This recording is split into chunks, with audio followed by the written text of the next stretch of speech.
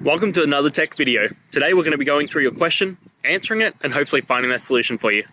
Guys, remember to stay a little bit crazy, like me, and hopefully get to that resolution. Now, let's continue on to that video.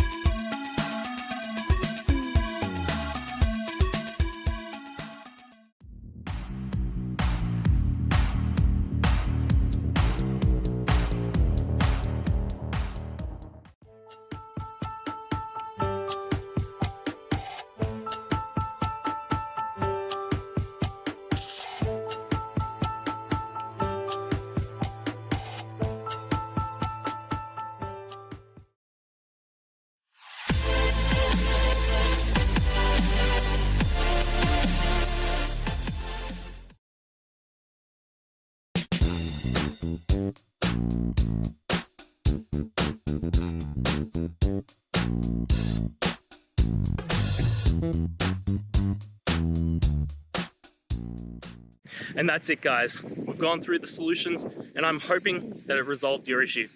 If it did, please hit the subscribe button. I'd really appreciate it. And until next time, I hope you have a good one. Cheers.